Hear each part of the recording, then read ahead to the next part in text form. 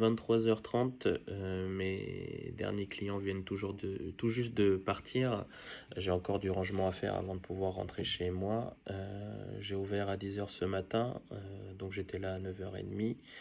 Et ça, tous les jours de ce long week-end, ce qui me fait 42 heures en 3 jours.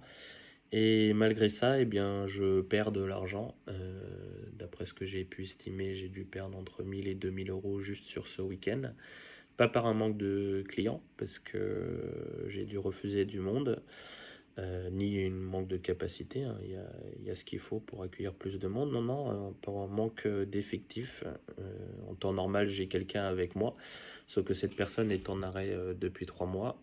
On n'est pas sur un arrêt long de 3 mois, non, c'est plein de petits arrêts en prolongation, en boucle. Ce qui rend en fait impossible le recrutement, c'est pas possible parce que le temps de formation en interne est supérieur à la durée des arrêts en fait, donc pas possible de prendre quelqu'un pour remplacer.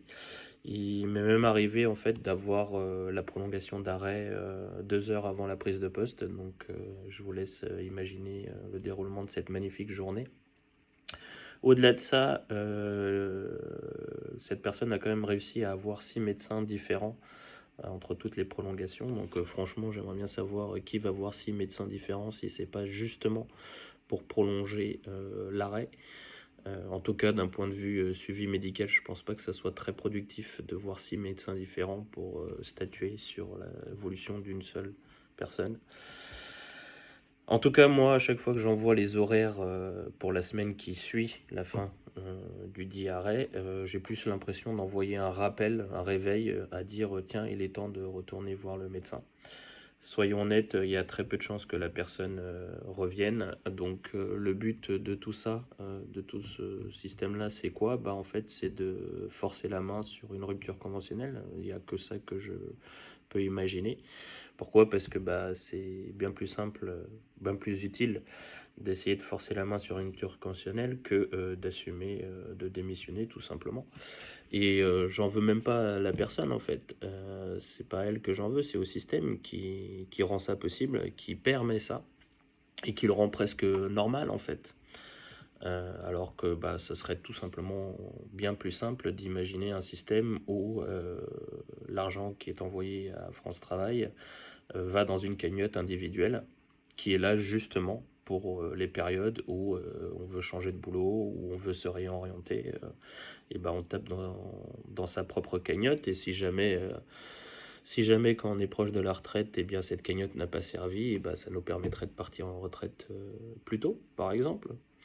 Et dernier point quand même non négligeable, hein, bah, je pense que ça permettrait de diminuer bien grandement tout ce qui est paperasse, tout ce qui est administratif et donc de faire baisser les impôts, hein.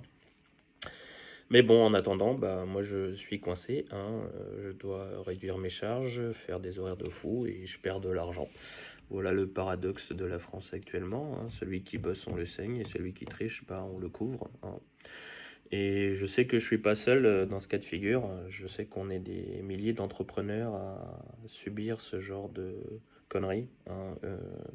Si c'est pas ça, c'est sous une autre forme, hein. Et quand on n'a pas ces problématiques à gérer, bah, faut pas oublier qu'il y a l'État qui est là pour nous taper dessus parce que bah, ils ont rien d'autre à foutre de leur journée, donc faut bien qu'ils s'occupent, hein. C'est pour ça qu'aujourd'hui je lance Point de rupture parce que tout simplement je pense que si on n'en parle pas, et ben les choses elles ne changeront pas. Et donc si toi aussi t'en as marre de ce système qui punit ceux qui avancent, et ben bienvenue sur Point de rupture.